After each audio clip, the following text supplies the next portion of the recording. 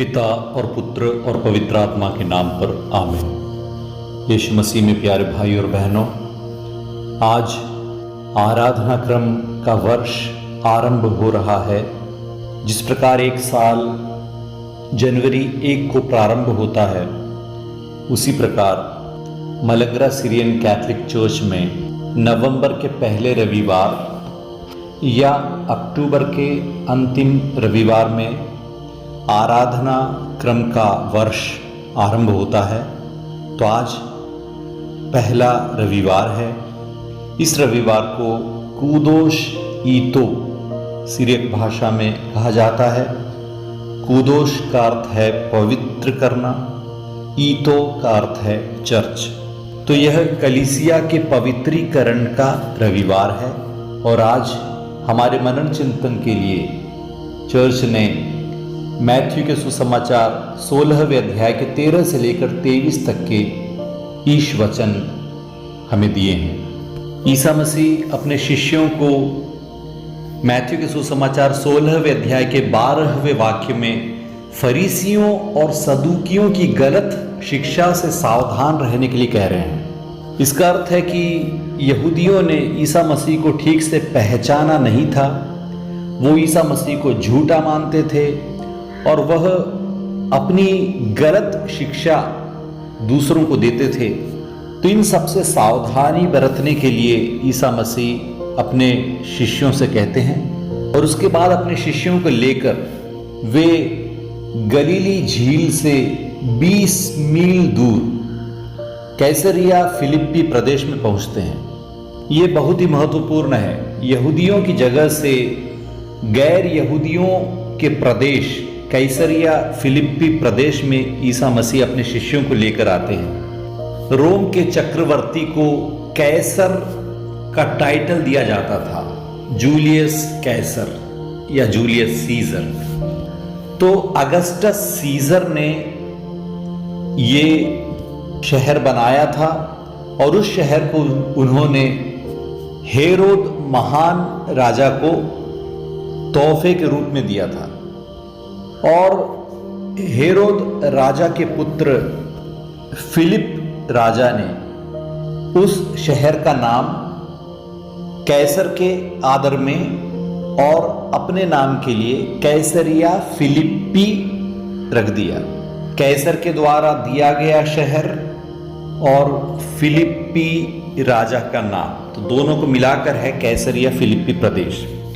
ये प्रदेश, ये शहर जो है वह मूर्ति पूजा का केंद्र था। वहाँ पर बहुत से देवताओं की पूजा की जाती थी। तो यहूदियों की जगह से दूर गैर यहूदियों के शक्ति केंद्र में प्रभु ईसा मसीह दूसरे देवताओं की मूर्ति पूजा करने वाली जगह पर अपने शिष्यों के साथ आते हैं और अपने शिष्यों से पूछते हैं कि लोग मेरे विषय में क्या कहते हैं। शिष्यों ने कहा कि कुछ लोग आपको ये कहते हैं कि आप यूहन्ना बपतिस्ता हो, यूहन्ना बपतिस्ता जी उठा है आप में। कुछ कहते हैं कि आप एलियस हो, नबी हो। कुछ कहते हैं कि आप यिर्मयाह या नबियों में से कोई है। तब ईसा उनसे पूछते हैं कि वो सब छोड़ो, अब तुम बोलो, तुम क्या कहते हो? तुम क्या कहते हो कि मैं कौन हूं? यहूदियों के डर से दूर, उनसे बहुत दूर एक जगह पर आकर बिना किसी डर के, झिझक के, संकोच के तुम बोलो, तुम मेरे विषय में क्या सोचते हो, मैं कौन हूं, तुमने मुझे कैसे समझा है, क्या समझा है। और दूसरी बात, यहाँ पर गैर यहूदियों के केंद्र में जहाँ पर पान देवता का बड़ा मंदिर है और यहाँ पर बहुत सारी मूर्ति पूजाएं होती हैं, उन देवताओं की उस जगह पर तुम्हें ये बताना पड़ेगा कि मैं कौन हूँ, तुम मेरे बारे में क्या सोचते हो, क्या तुम मुझे भी देवताओं में से एक की तरह समझते हो? देवताएं वहाँ पर ईश्वर के पुत्र थे। राजा अपने आप को ईश्वर का पुत्र मानता था। तो क्या तुम उसी तरह मुझे भी ईश्वर का पुत्र मानते हो जिस प्रकार की गैर यहूदी सोचते हैं? तब मैथ्यू के सुसमाचार 16वें अध्याय के 16वें वाक्य में पेतरुस कहते हैं कि तुम मसीह हो, जीवंत ईश्वर के पुत्र हो। पेतरुस के मुंह से सबसे बड़ा सच निकला। यीशु कौन है, इस विषय में सबसे बड़ा सत्य वहां पर उजागर होता है। प्रभु पेतरुस की प्रशंसा करते हुए कहते हैं कि तुम सही कह रहे हो, लेकिन ये सच मेरे स्वर्गिक पिता ने तुम पर प्रकट किया है, बिना उसके तुम ये कहने की क्षमता तुम में नहीं है।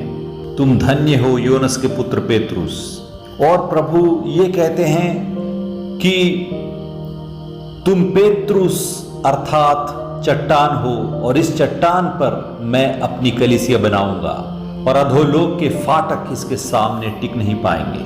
सिमोन को यीशु मसीह एक नया नाम दे रहे हैं। उसके पहले किसी का भी नाम पेतरुस नहीं था। पेतरुस नाम का अर्थ है चट्टान, अरमाइक भाषा में केफा, तो प्रभु ने उसे केफा कहकर पुकारा।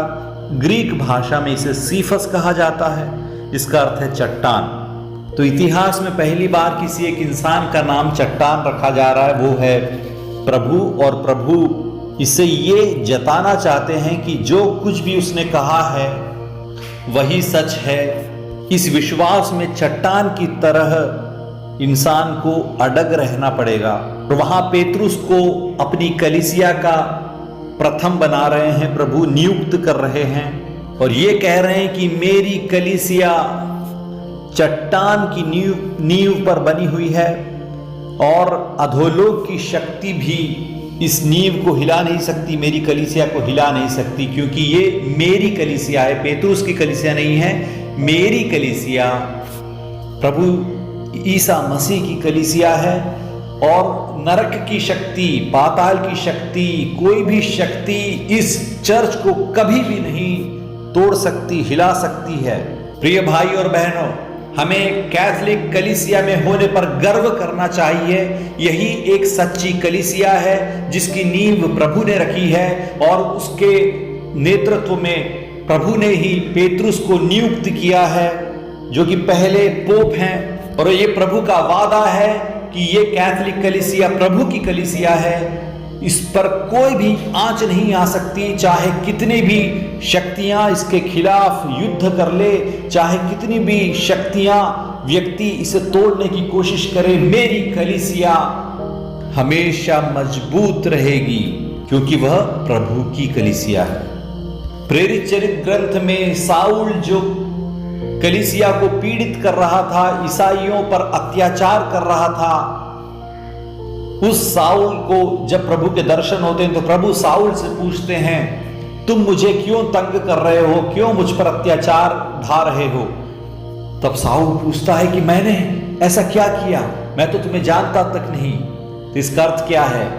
इसका अर्थ यह है कि यदि कलीसिया को कोई छूने की कोशिश करता है, कैथोलिक कलीसिया को कोई पीड़ित करने की कोशिश करता है, आक्रमण करने की कोशिश करता है, किसी भी एक ईसाई पर अत्याचार करने की कोशिश करता है, तो वह सब ईसा मसीह पर किया जाने वाला अत्याचार है, क्योंकि ईसा मसीह का शरीर है ये कैथोलिक कलीसिया।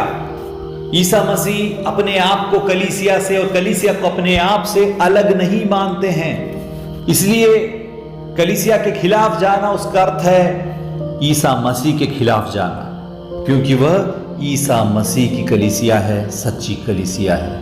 और आज इस कैथोलिक कलीसिया में 266वें पोप हैं। पोप फ्रांसिस पहले पोप पेतरुस थे, तो उसमें 266वां स्थान है पोप फ्रांसिस का। 2000 साल से ये कलीसिया अटूट है।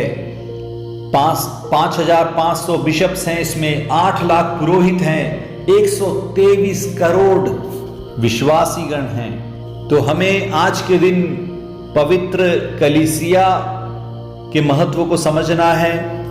यह प्रभु के द्वारा ही स्थापित की गई है, प्रभु ही इस कलीसिया का संचालन करते हैं और प्रभु अपने शिष्यों के द्वारा, पेतरुस के द्वारा और उनके साथ मिले अन्य शिष्यों के द्वारा इस कलीसिया को आगे लेकर जा रहे हैं। और उस पेतरुस के स्थान का हमेशा आदर किया जाना चाहिए। विश्व भर में फैली कलीसिया के चरवाहे हैं वो पोप, जो कि प्रभु के द्वारा ही नियुक्त किए गए हैं। तो हमें अभिमान करना चाहिए इस कैथोलिक कलीसिया का हिस्सा होने पर। यहीं पर हम हमारे सच्चे प्रभु को जानते हैं, सच्चे प्रभु को पहचानते हैं। प्रभु आज हमसे ये पूछ रहे हैं कि दुनिया भर में बहुत सारे लोग बहुत सारी तरीकों से मुझे समझते हैं। कुछ लोग मुझे झूठा मानते हैं, कुछ लोग मुझे देव देवताओं में से एक मानते हैं, कुछ लोग मुझे सिर्फ एक गुरु मानते हैं, कुछ लोग मुझे सिर्फ एक नबी मानते हैं। लेकिन तुम बोलो, तुम्हारे लिए मैं कौन हूं? मैं कौन हूं? इस सवाल का जवाब आज हमें देना पड़ेगा कि प्रभु ईसा मसीह मेरे लिए कौन है, वो मेरे क्या हैं। क्योंकि सच्चे प्रभु को जाने बिना हम उनकी आराधना कैसे कर सकते हैं। यूहन्ना के सुसमाचार 4 अध्याय में समारी स्त्री से ईसा मसीह वार्तालाप करते हैं। तब वो पूछती है कि हमें कहां पर आराधना करनी चाहिए, गेरिसीम पर्वत पर करनी चाहिए या यरूशलेम पर्वत पर करनी चाहिए।